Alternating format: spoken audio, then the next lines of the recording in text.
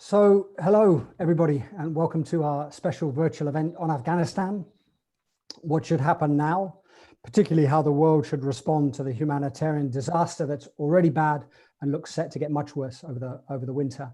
My name is Richard Atwood. For those of you who don't know us, the International Crisis Group is an independent organization dedicated to preventing and resolving conflicts, stopping human suffering caused by war. We have experts in about 40 countries across the world. We've been working in Afghanistan for almost 20 years.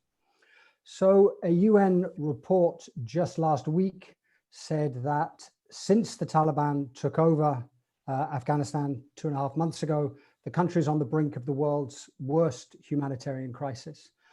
UN agencies estimate that some 23 million people, that's more than half the Afghan population, won't have enough food to get through the winter unless a lot more aid gets in.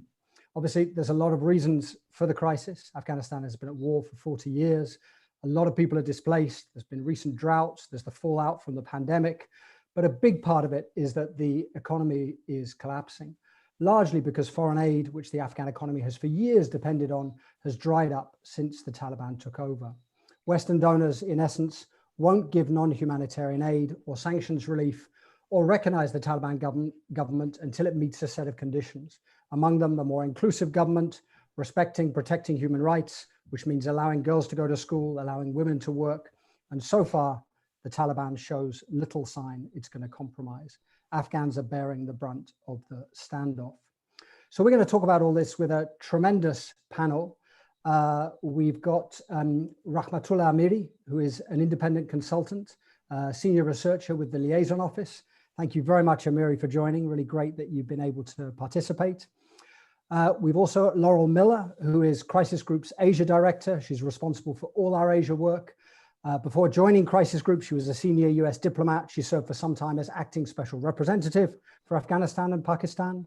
And we have Saad Mohseni, who is a Crisis Group trustee, and of course, also chairman and CEO of Mobi Media Group, which runs Tola TV and Tola News, two really important TV channels in Afghanistan. I'm also delighted that another Crisis Group trustee, Ahmed Rashid, is joining us. Ahmed has written several books on Afghanistan and the Taliban, and we'll say a few words after the discussion. So I'm going to talk to Amiri, Laurel, and Saad for about 20-25 minutes. I'll then turn to Ahmed for some of his thoughts, and then we'll open up for questions from people listening in. If you have a question, please just type it in the Q&A box, stating your name and your affiliation. I should add, we're recording this, so it's all on the record. It will appear on our website. Yeah, it's recording live. So could we start then by talking a little bit about this terrible humanitarian situation combined with a tanking economy? Saad, could I ask you a bit about that? What does it look like at the moment in Afghanistan? Well, I mean, images of people hanging off aircraft as Kabul was falling was stressful. But what we're seeing in Afghanistan today genuinely is keeping us up at night. Someone explained it this way to me. It took 11 years for Syria to lose half of its GDP, and it's happened in Afghanistan within a couple of months. And if this continues by, I think, March or April of next year, 98% of the population will be under the poverty line. And I mean, we're talking about perhaps potentially hundreds of thousands of people dying of starvation. And we've gone from, the world pumping $8.5–9 billion into the economy directly and indirectly to zero. And right now, there is just no economy. The banking sector is completely dead. You can't, literally take money out of your bank account, and no one's getting paid salaries. There's virtually no trade. There are goods in the marketplace, but the people just don't have the money to buy products. And it's getting cold in Afghanistan, where winter is usually harsh in the country. So, and the sense of desperation. I mean, we had this interview with the WFP head for the region, who broke down while talking to the BBC. So there's a sense that people have disengaged, and particularly the Americans, and we as Afghans, we just don't know what to do, because obviously the people are not happy with the Taliban in terms of its policies. But the question we keep on asking is, what about the 38 million Afghans who are stuck inside the country? And obviously I'm in the US right now, and it's how to re-engage the Americans to first and foremost come up with a policy. There is no Afghanistan policy beyond perhaps CT and getting some of these translators and other people associated with Western governments out of the country, which is probably 10, 20,000 individuals. But the rest of the country, I mean, are we going to allow for this to happen? The UN mentioned to me last week when I was on a call with them that what we will see in Afghanistan potentially has never been seen before. It's like South Sudan, Rwanda, and Syria combined, Yemen on steroids. I mean, these are the expressions used. And I think time is of the essence. If we don't move fast enough, it will impact hundreds of thousands, if not millions of Afghans stuck inside of Afghanistan.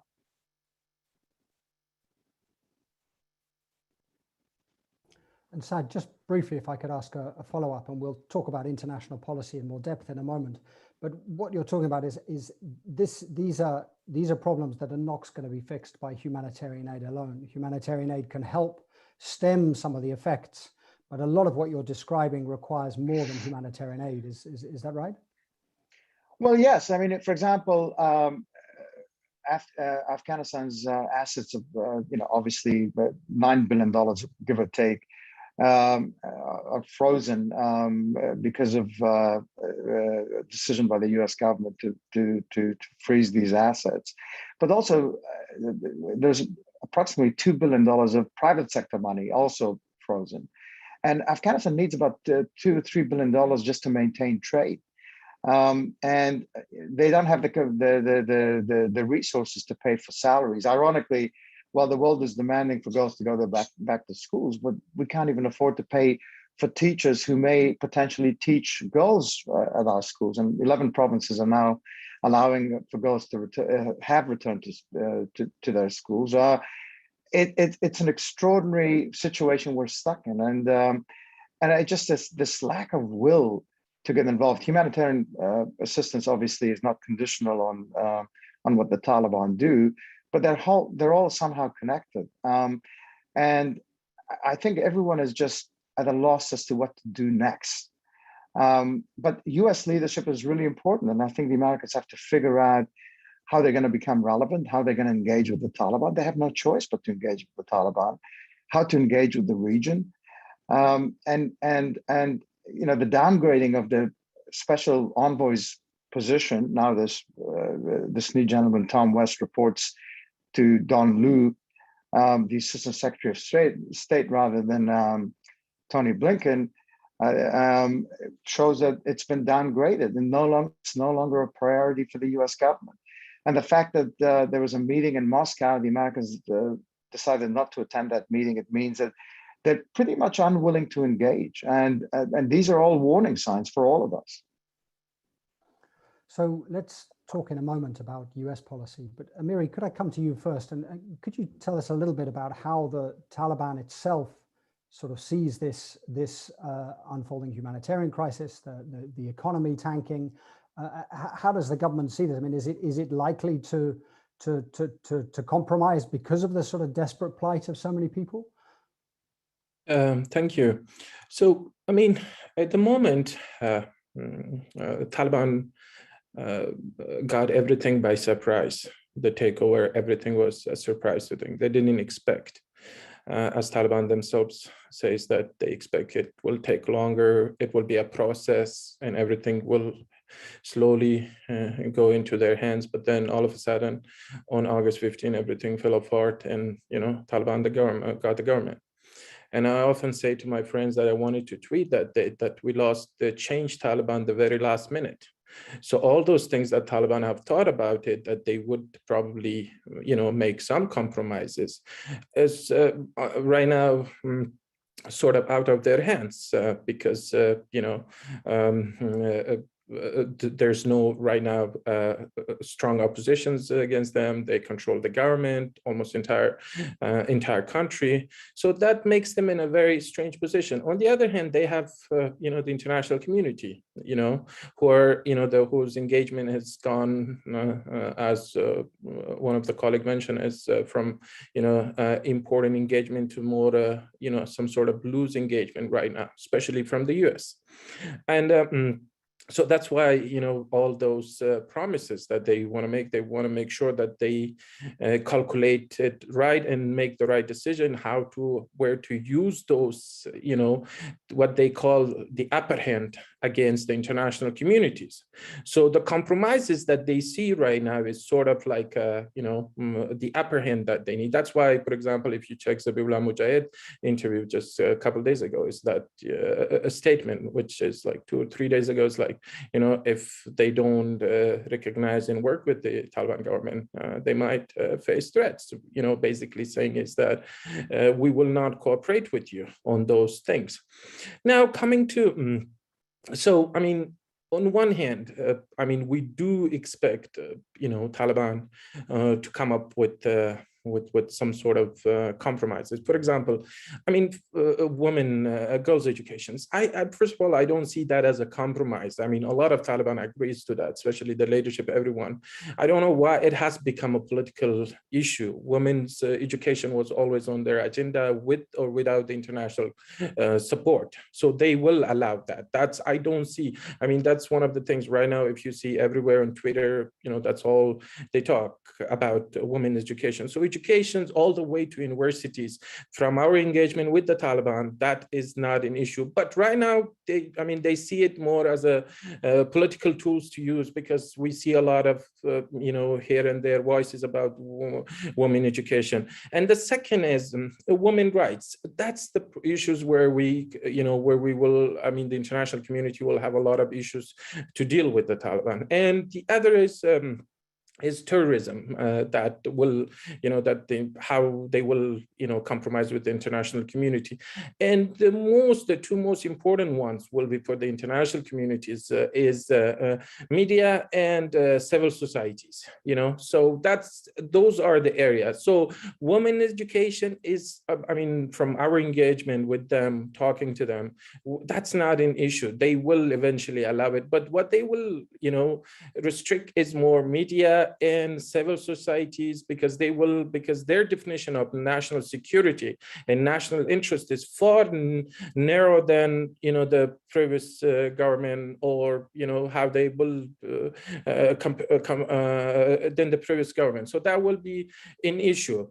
So we have both sort of like a disappointments, where Taliban are kind of like kind of using, this compromises as a political tools to kind of get, especially women educations, and to get the world to recognize them and help them. But on the other hand, the good thing is that when you listen to Taliban, what they say they implement, the good thing is that they haven't come up with a statement that this is how it's going to be. Then that's when I see an issue. For example, if they come up with a women education's plan that this is how we're going to do, then they will implement that. And then if it's something not in line with the international standards, or there's issues where they're not allowed, then that's going to be a problem. So far, we don't see Taliban coming up on many of these issues. They don't come up with a statement what exactly they're going to do, including girls' education, including women's rights, including terrorism, including, for example, media, including civil society. So on one hand, that they don't they did not basically state their position as a good thing. On the other hand, the lack of coming of these things as a statement is also an issue. So we're somewhere in the middle. Amiri, as you say, that they haven't put out statements on some of these things, which might leave some space open for negotiations. But it's also true that by what they've been doing doesn't suggest an awful lot of compromise. I mean, a lot of what they're doing suggests that they're playing mostly to an audience within the Taliban itself, that the focus is on keeping the movement together, that seems to be the main constituency for a lot of these decisions, rather than what even the region, let alone Western donors, want. Yes, I mean, one of the problem of the Taliban as a sort of government or regime is that they are, their decision making is consultative. So there are a group of people that make decisions, you know, they have to take everything into consideration, everybody's idea into considerations. A lot of these issues, for example, if you check their agenda, what decisions they make, these issues are not even on agenda. And on the other hand, these are very sensitive issues within their groups. I mean, we shouldn't 3 months or 2.5 months is not a long time for an organization of this level and taking over a country. So we're here talking about a country. We're not talking about anymore about Taliban as a non-state actor. We're talking Taliban as a sort of running a state. So so we see these issues. So it's going to be there for a while, I guess. And Amiri, Laurel, I'll come to you in a moment just to talk about a little bit about how things look from Washington. But just before we do that, just very quickly, Amiri, could you just talk a little bit about the local Islamic State branch, Islamic State Khorasan province, just so people hear a little bit about what's happening with that, because there seems to be really quite a vicious fight going on now between the Taliban and ISKP, as it's called, in Nangarhar and parts of the east. How much should this be seen as a sort of threat to the Taliban? I mean, ISKP is a threat, but it will be not the main threat to the Taliban. But Taliban is making it more difficult for themselves by, you know, committing some horrible crimes by hanging people without courts and, you know, under the name of ISKP and others across the country. So, but it's the problem is that you know, there are a lot of Taliban are quite unpopular among the urban population and among some you know, even rural populations. They're quite unpopular. It doesn't mean they won the war that they're popular among. So they're quite unpopular. So within those unpopular communities, especially among youth, so what options do they have? So the options they have is for example, the Northern Alliance and the ISPK. These are just the issues that there are two options. The problem with the Northern Alliance, first, they don't have a lot of physical presence, and the second, they are known as they are also quite unpopular because of the corruptions and all the things that they have committed over the last 20 years. And a lot of youth blames them for the current situations, you know, like those who consist, or not just the Northern Alliance, any other groups that, you know, that form any alliance, you know, outside or inside of Afghanistan from those actors who have been involved in the last 20 years. So the two options, the options that is close, active, and, you know, ideologically, you know, can recruit is the ISPK. That's why, you know, right now they are more favorite to a lot of those young boys and boys who wants to join a group against the Taliban. And these you know, some of the way the Taliban behaving, especially the locals, Taliban behaving, treated the local population, really increase even this more further, that, you know, that these guys are here for some sort of you know, revenge. For example, if you go back to 1990s, you know, in 1996, when Taliban entered to Kabul, especially went to Shamali, one of the reasons the fight erupted back, because there was, seems like the Shamali plain outside of Kabul, the people there didn't want, especially the commanders we interviewed, they didn't want to fight. But then when one of the Taliban commander shot on a picture of one of their leader in front of them, that's when they got really upset that, you know, we thought you guys are here to, you know, to remove these warlords, but you guys are not here to. So that's, in that context, right now, the local Taliban commanders, fighters that, for example, treat a lot of people with disrespect, even if those are, like, for example, you know, not popular, because still that hurts the community, you know, and that leads to these people to do something and take arms. That's one side. The other side of the story is that ISPK has been very popular in eastern Afghanistan, and also sort of like we can call it central Afghanistan, Afghanistan. So basically Nangarhar, Kunar, Laghman, Kapisa in Kabul, and Panjshir and Parwan. But there are two other, Hizb Tahrir and a few other Jamaat al-Islah. There are other groups too. So some of those are actually right now sidelining with them, because one of the common denominator between them is that there are, like, some of these groups have the Salafist or Wahhabist denominator, so they share the same ideology, and they are slowly, going to the ISPK side. So I think it will continue, and the way, if Taliban continues the policy that they have been doing. And the other is that, look, the one last thing I want to just point it out here about ISPK is that it's just not just these reasons, but it's also lack of jobs. People have nothing to do. I mean, they get really upset. Especially if you go to Kunar.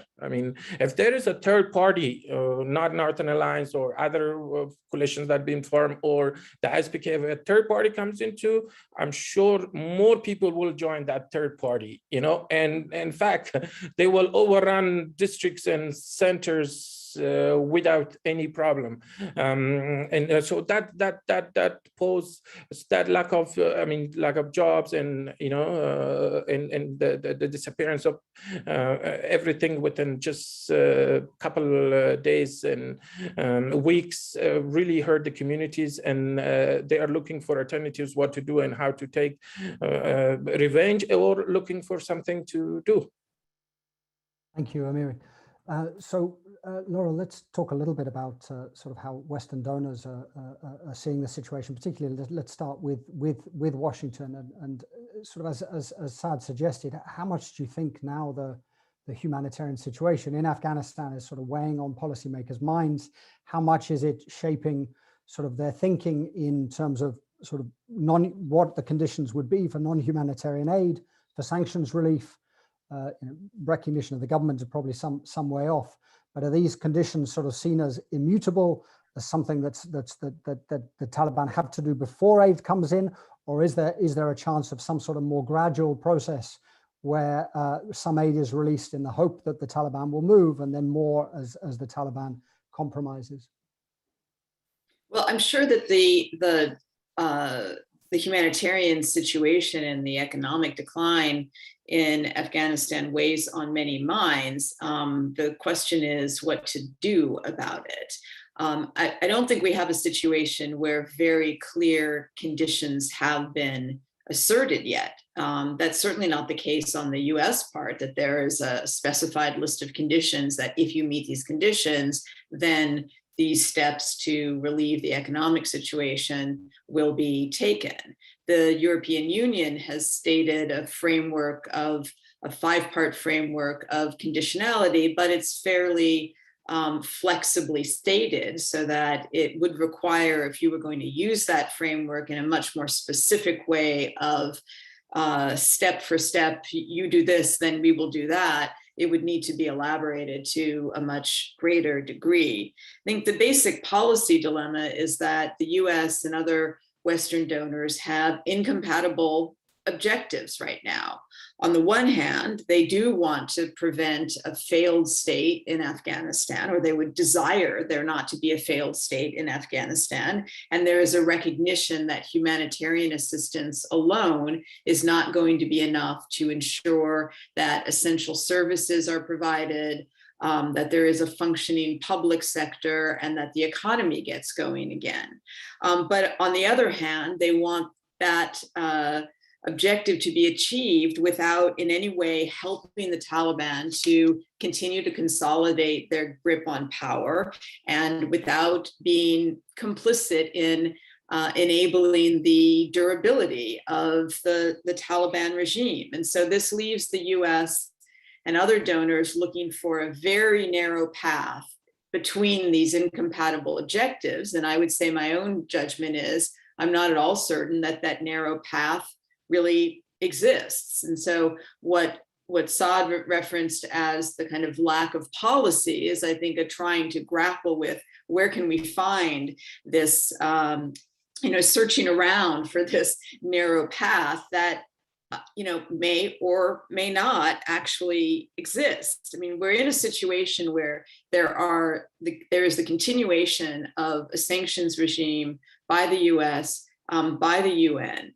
You normally would have sanctions in place and a freezing of aid, as has been done, and a cutoff of financial resources if you're trying to erode a government's control, if you're trying to pressure a government. So the idea that you would maintain those sanctions and that suspension of aid is in opposition to any kind of effort to build up self-sufficiency of the Afghan state and a self-sustaining economy in the country.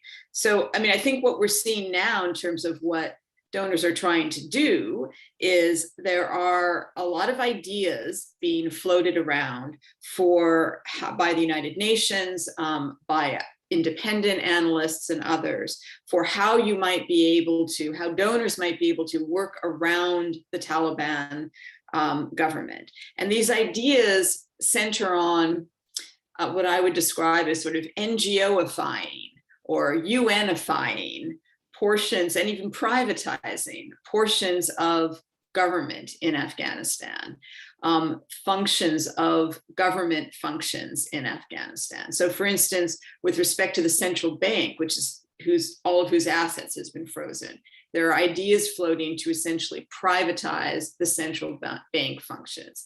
Other ideas to sort of put the UN between the Taliban leadership and the operation at a more technical level of government so that it can manage the finances of government. No one knows at the moment whether any of these ideas will actually work. Most of these have never been tried before, or have only been somewhat tried in different conditions. No one knows yet if the Taliban will go along with these kinds of proposals. And it's also unclear whether they would, even if you could execute these measures, as I said, to kind of NGO-ify and privatize elements of the Afghan state, would those kinds of mitigation measures actually inspire enough confidence on the part of the private sector and Afghans to sort of invest in the future and bring back economic activity? These are, things that maybe can be tried, but it's not at all clear whether they would work in this broader sense. Presumably, though, the NGO-ifying, the UN-ifying, I mean, it can only go so far with this. I mean, it's hard to see, even for the healthcare system, for example. I mean, is it possible to stop the healthcare system collapsing without doing something with the Ministry of Health, with the Taliban government? Is it possible to do that? Is it possible, for example, to pay other civil servants? I mean, the civil servants are not getting paid, haven't been paid since the Taliban took over. Or, for example, paying over the winter to keep the power on, the power mostly imported. I mean, can this sort of thing be done through, as you say, through without working with the Afghan government? I mean, is that possible, or is it simply people are looking for something that isn't feasible?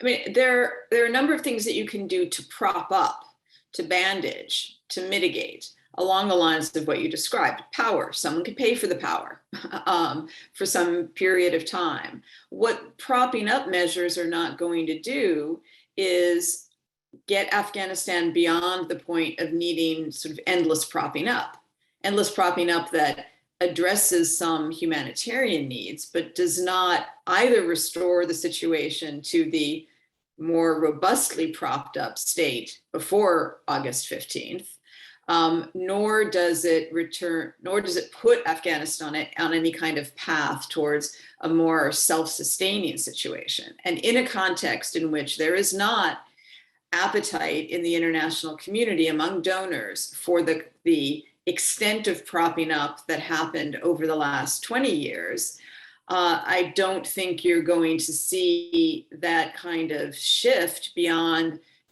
emergency bandaging, if those are the kind of measures that are taken. To do something that would potentially put Afghanistan on a somewhat more self-sustaining path and be more than a humanitarian bandage would require turning back on development assistance, turning back on the kinds of programs and funds that you could not execute without engagement with the state. I mean, the idea that you could create a functioning state of Afghanistan without a functioning Taliban government, if that's the only government, is fantastical. These things go together, as we recognize everywhere else in the world. You don't have a functioning state and a functioning economy in a positive sense and in a formal economy sense with a completely incapable and dysfunctional government. So I've got some questions, but Saad, could I go first to you? I mean, do you have any thoughts on any of that? Or I mean, another question is, I mean, how much can the Taliban, can Afghans look to their neighbors to rather than traditional Western donors? I mean, is there a chance that China would step in with any financial aid, not traditionally something it's done before? Our governments in the region, which have put some condition or some requirements of the Taliban, they want a more inclusive government, but not some of the conditions that the European Union's put on, for example. Is that potentially another source of support?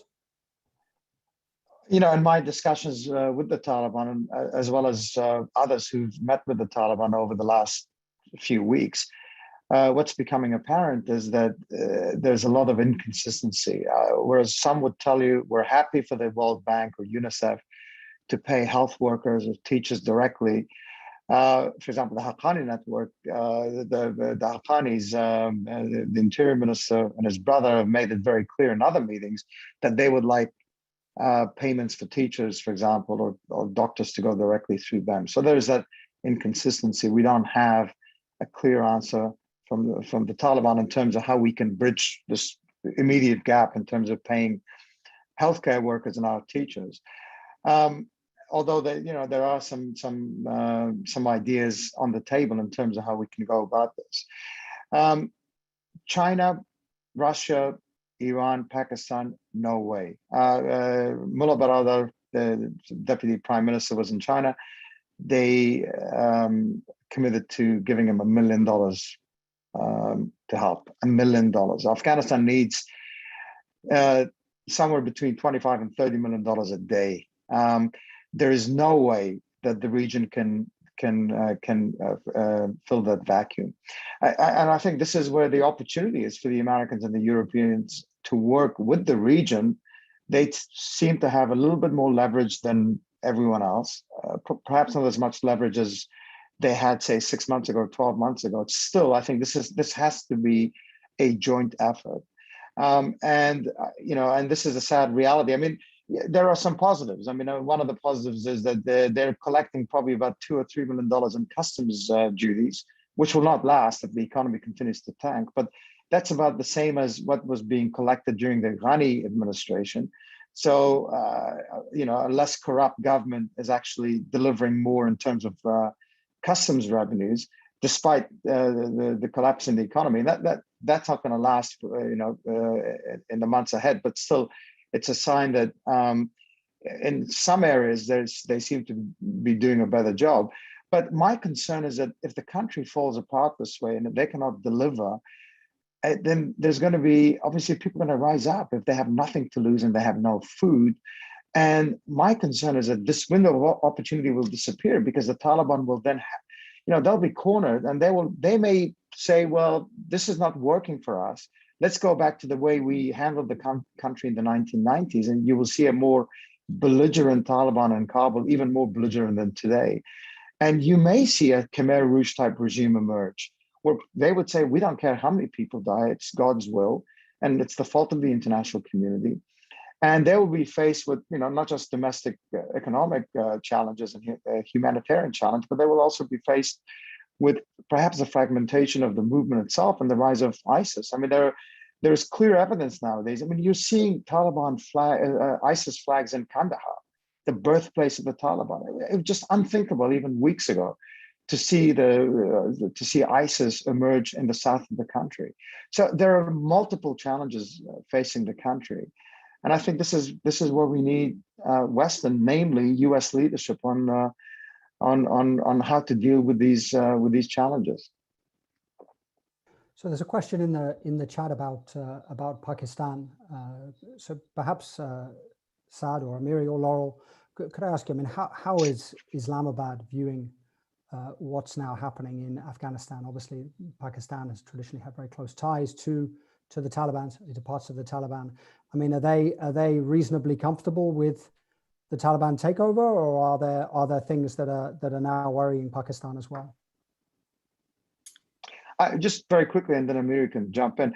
I think they're nervous because they own the Afghan problem today.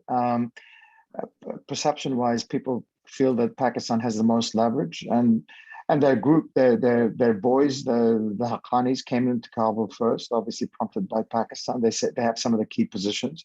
They have a good relationship with the Mullah Yaqub, but it's a victory. They know that it'll feel good for about 5 seconds, and now they're wondering what to do next and how to engage the world, because I think even the cost of a few 100,000 people going to Pakistan, it's going to be enormous. I read some UN report that if we expect people to escape to Pakistan, Iran, and Central Asia, the cost of that immediate cost will be about $1 billion. No one in the region has that sort of money. So Amiri, before I come to you, I would like, if possible, to bring in Ahmed Rashid. Ahmed, if you're there, can you join? Is somebody going to work their magic and introduce Ahmed into the call so he can speak? Excellent, thank you.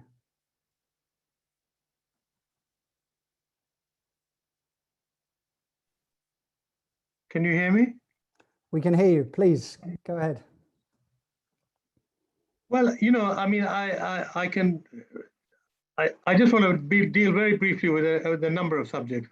The first is, I think what is essentially lacking in the Western Alliance or the outside world is there's a complete lack of leadership. The Americans are not providing the kind of leadership today on the humanitarian or the political or really at any level. And what is drastically needed, in my opinion, is a experienced mediator who should be put in charge of dealing with this contradictions in the humanitarian crisis, preferably somebody from the UN, if not an international diplomat who's revered and acceptable to the world community. We need leadership, and we need somebody to negotiate what Laurel spoke about. So I think the most important, the only way out at the moment, if we want to prevent mass starvation in Afghanistan, is to allow, bring in food and bring in the necessary, what is needed for the population, medicine, food, water, etc., and negotiate a system of distribution, perhaps jointly with the UN and the Taliban, perhaps just the UN, whatever. But it needs a negotiation which has to be carried out properly without this threat of not a recognition factor hanging over them like a sword, because recognition should be separated from the humanitarian crisis right now. You should have two different strands of a political activity with the Taliban. One, the question of humanitarian, and that should be done quickly. I'm amazed that 2 months down the road, I mean, with Kabul being occupied for the last 2 months, we have a paltry lot of wheat going in from Pakistan and from Iran, but almost nothing coming in, from the West. And yes, there are going to be huge problems, like Richard pointed out. How are you going to run your medical? How are you going to run the more technical aspects of your humanitarian relief? But I think if there's leadership, you need to tackle that. Now, even more than the present situation, I think there are 3 or 4 issues that it's going to be extremely difficult for the West to get over. And it even enhances further what I say about wanting leadership. The first is that the Taliban are Deobandis. And they have interpreted Deobandism in the most radical conservative way, which allows for absolutely very little change. So, for example, I have not seen really much change from the Taliban in the 90s, where I spent a lot of time with them, and the Taliban today. There's a lot of cosmetic change, which, but I essentially, the power of the Deobandi interpretation of Islam for them is what is the most important. And if they fail in that, they fear most of all very acute divisions within their ranks. Young people saying, well, you led us to believe that, Islamic Sharia would be imposed, and we have no time for this liberalism, modernism, etc.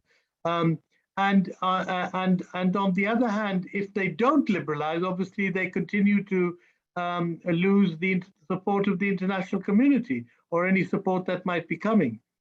So I think, this is a problem that we should be discussing, or the international community should be discussing with the Taliban as to how to get over these hurdles. Because if you look back at the 90s, the UN was thrown out of Afghanistan by the Taliban. A lot of that was to do with Osama bin Laden and the arrival of hundreds of Arabs with him, etc., who didn't like the UN. But the UN and the NGOs faced a real crisis. Now, we don't want to reach that level. But it's, as Saad is pointing out, it's quite possible that the Haqqanis can take such a line and say, kick them all out, because, these are all infidels anyway. So I think, you have a complex set of problems. Even if there's a decision tomorrow about sending aid in through the NGOs and the UN and getting a Taliban stamp of approval for at least the basics of that aid, like wheat and all, and keeping the banks open, etc., then that would be a big achievement. And then you would really need to negotiate point by point the other demands of the international community. And I think, and you need to negotiate also these points that I've raised, which are hugely problematic, but which will lie in your path like big heavy stones that will need to be moved. And finally, the whole need right now is for leadership and commitment that the Afghanistan is in a state of crisis. I don't see that leadership right now, and there's a desperate need for it. Thank you. Thank you, Ahmed. Amiri, did you want to come in? Yeah, just to add a few points.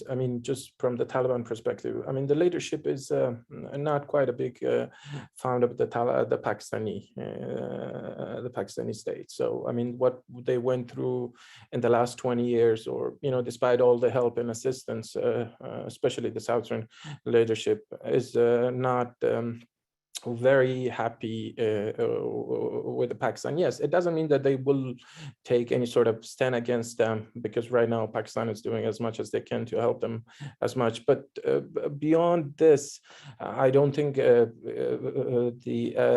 Taliban will improve the relationship because of the Dura line. There are many other issues that the leadership is stuck. Especially, Pakistan is quite unpopular among the Taliban fighters and low-level commanders. They're very unpopular. And Taliban leadership is basically, all their decision is what is popular among the low leadership and fighters. They take that into consideration and make decisions on those things. But on the other hand, yes, the Taliban are also kind of stuck, with the world and even the regions. For example, when it comes to especially Iran, who apparently doesn't want them to rule all alone the way they've been, doing things for the last 2.5 months. So they have a big neighbor who is not very happy with it. And then we have that, Uzbekistan and Turkmenistan, who basically wants to be like, well, we don't want to do anything. Whatever you're doing, that's your thing. We just have nothing to do with you. As long as you don't cross into our land, we have, if you want to rule, we support you. If you don't want to rule, we support you. We have basically no sort of position towards you few, but then we have Tajikistan, which is a bit more, on aggressive towards the Taliban. So Iran and Tajikistan, the two neighbors has quite aggressive stand.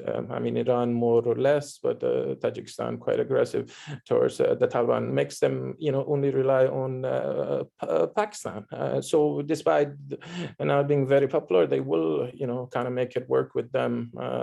But it doesn't mean that they will bow to them on a lot of issues. So I hope that answered a little bit the question. Very good, thank you, Amiri. So there's one other question I'll take, and then I'll do another round of our panelists before we finish. But there's one other question here in the chat, which is about whether Western missions should reopen. There was some talk, I think, last week or 2 weeks ago about the European Union returning in some form or another to Kabul.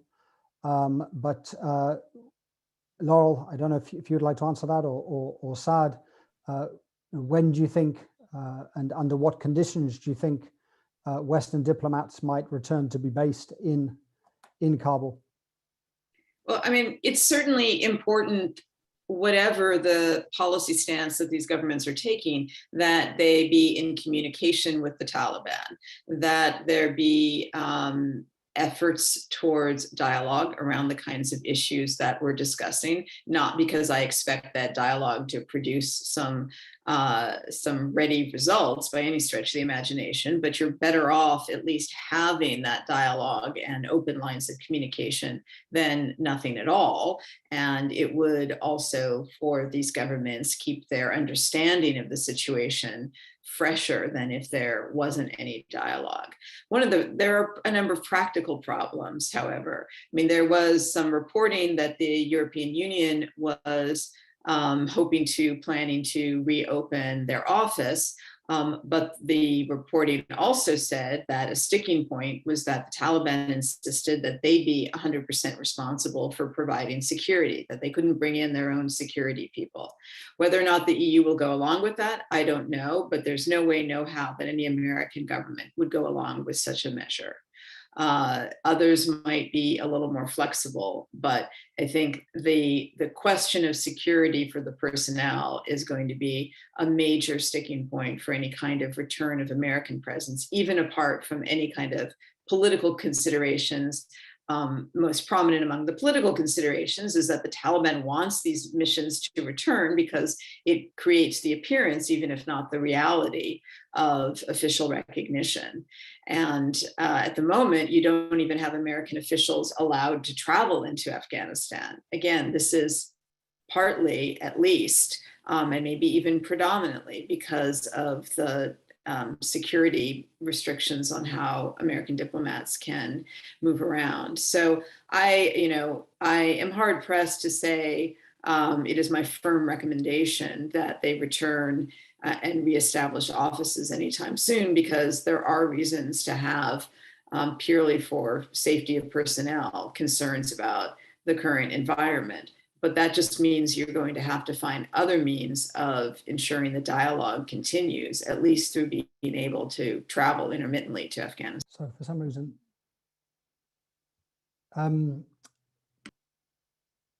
there's also a question about the ethnocentrisms of the Afghan political elite, but perhaps I could use that to launch into a slightly different question, which is related to the sort of Taliban government itself, and why the Taliban has been so reluctant to appoint non-Pashtuns in any sort of large numbers or in any meaningful role, or even people not within the Taliban itself to a government. I mean, is there still this great reluctance to share power in any way? I mean, Amiri or Saad, would you like to answer that? Well, they've prevailed. They've won. They've beaten the superpower, so they feel fully entitled to appoint their key people. But there is this tug of war within the Taliban. I mean, some of the most prominent military commanders from the south, Saad Ibrahim, Zakir, Fazl, Noor, these people, especially initially, were not appointed to any position. It's only in the second round that they came in as deputy ministers and so forth. They have ambitions, and they have their own constituency demanding not just key appointments, but also policies that reflect this very hardcore view of Islam. They may be only 10 or 15% of the population, but these are individuals who've sent their kids to blow themselves up. So for the leadership in Kabul, they have to, it's a fine balancing act in terms of who they appoint and how open they are in terms of women's education and so forth. I mean, they've told me privately, we're trying our best. We're allowing girls to go to schools in 11 provinces. They can go to private universities, men and women in Herat and Kabul that we know of. Private companies can hire women. We have a lot of women working, not a lot, but enough, working at our TV station, both in the office as well as in front of the cameras. So I think, and by the way, I mean, there are no guarantees that they're not going to become more restrictive. Even if the situation doesn't deteriorate, it could be by stealth. They're going to impose their will slowly but surely. But at the moment, the Taliban of right this second and the Taliban of the mid 1990s are slightly different, as I've mentioned. Education, women at work, media. There was no TV in the mid 1990s. So I think engagement is going to be important for that reason. But I mean, this is the extraordinary thing. The Americans have yet to send someone to Kabul to meet with the Taliban. It's not enough to meet with Mutaqi in Doha. You've got to go and meet the key people. Now, the Brits have been there, and the Europeans intend going there, and the UN is there, and the Pakistanis, Indians, and everyone else is there. And the Americans, to an extent, of depriving themselves and us, of the Afghan population, of this opportunity to engage. So maybe just for the last round, to bring it back to where we started. I mean, it seems that you have a moment now. You have a Taliban government that hasn't given a lot of signs of compromise yet, but a moment now in which to engage it. I mean, not just for the questions of sort of vital humanitarian aid, but also broader questions of, as we've talked about, keeping the electricity on, paying civil servant salaries, trying to get the economy on some sort of lifeline over the winter to keep people alive. Do you get a sense, Laurel, in the US that there is this sort of urgency in these coming months to stave off what could be a really terrible winter for Afghanistan? Or are people still going to spend a lot of time sort of looking for solutions that may be very difficult to find? Well, look, I mean, I do think to be fair to the United States, you have to recognize that far and away, the US is the major donor to humanitarian assistance for Afghanistan. So of the humanitarian assistance that has been pledged, the US is far and away the biggest donor. And I do think that there is a sense of urgency about the humanitarian situation there and a commitment to continue to provide humanitarian assistance. That doesn't mean that there is a sense of urgency to have a political engagement strategy and a longer term, or by which I mean something beyond the next few months, strategy for moving towards a new relationship with Afghanistan. And that is in part because of the political context here in Washington. This is an administration whose priorities are domestic policy right now, and there are huge issues on the domestic policy agenda. At the moment, the kinds of things that the US administration would need to do along the lines of what we've been discussing here to explore political dialogue, open up the spigots of assistance, would entail political risk, because moves like that could easily be characterized by the political opposition in the United States as being soft on the Taliban. The American government took a lot of political risk in past years in its relationship with the Afghan government and support for the Afghan government. Everyone knew there was corruption, wide reports about corruption, but the money kept flowing. And there was political risk because it was judged necessary in service of the objectives. I don't see in the current environment an appetite for political risk in support of a Taliban government, which is how it would be construed. And that is just a significant obstacle. I mean, so for instance, to be very specific, the central bank reserves, most of which are held in the United States, over $9 billion, $9.5 billion in the United States. There is no way, no how in the next 6 months, year, or maybe 20 years, or maybe ever, so long as there's a Taliban government that is anything like the current Taliban government, that is going to be released. It is unforeseeable on the horizon that will be released, because it would entail literally sending pallets of cash to Afghanistan. And the headline here would be, Biden gives billions to Taliban. And it's just not going to happen. It's politically infeasible. And that's the most pointed example, but I think it just gives you, I point to it because it gives I think it illustrates the sort of bounds of what is politically feasible in the United States right now. Thank you, Laurel. So we have literally 3 minutes left. Saad, Amiri, Ahmed, would you like to come in for some last words? If I may first, I think engage and then figure out what levers you have or how you can become relevant again. And this is more addressed to the Americans, but also the Europeans. And come up with a policy that's coherent, that's going to serve the Afghan nation. It's going to avoid a major catastrophe. This is a tsunami of events that we can see from here. It's an accident in slow motion, and that's what I'm pleading for. Can I just say a few words? Please, Laurel, this is exactly what what I'm suggesting is I don't think that this is not the moment for a political dialogue with the Taliban. The moment is for a humanitarian relief dialogue with the Taliban, with effective international leadership, which can be negotiating the terms and conditions of how Western aid will come and flow into the country, etc., etc. I don't think, there was this group of 4 countries who wanted an early recognition of the Taliban: Pakistan, Iran, Russia, and Qatar. I think they've even backed off and China, they've even backed off because in a sense they've seen that the crisis is so severe that if they go in for recognition right away or in the next few weeks, they would face enormous criticism from the West and even from Muslim countries, etc.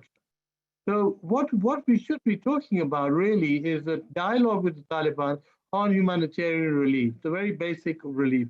And in the background, you can have a political dialogue going on with the embassies that are open there. And certainly the US should be sending someone in soon, I hope.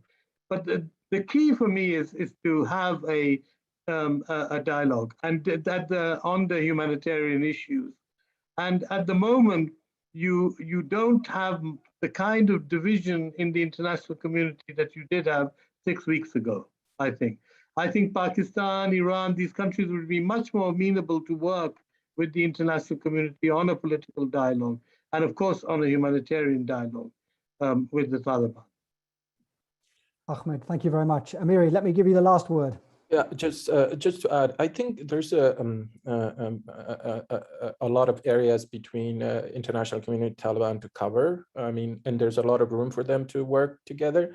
I mean, things have already been worked out, in the last 2 or 3 years with the Taliban. The engagement has been very good, and I mean, there is a room to improve the relationship with each other, unless things drastically gets, change, when it comes to terrorism or airstrikes. They carry out airstrike and other issues. If that happens, the situation might go the wrong way. But right now, I mean, what we see on the ground from the Taliban, from the leaderships, they're willing to engage with the international, particularly the US.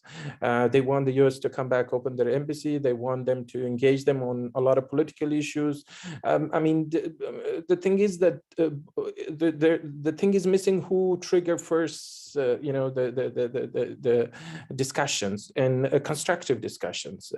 And as Laura says, you know, the US is in it, you know, politically, there are a lot of issues. So that taken into considerations, Taliban needs to make, you know, some decisions because they got what they wanted it in the first round. Now is the Taliban time to make some compromises. For example, like the girls' education. I think they will eventually allow it. We don't know why there's so much issues. If they make a certain, like allowing women openly stating that women can go to, which they did already, but more, you know, coming up with more information how they can do it to women can go to educations, go to get education and also can go to work and other. I think that will solve and start a lot of good discussion with the outer world, including the United States.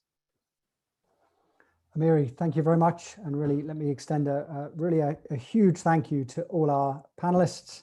Laurel, thank you. Saad, thank you very much. Ahmed, thank you very much for joining. And Amiri, thank you too. Thanks to everyone who's tuned in.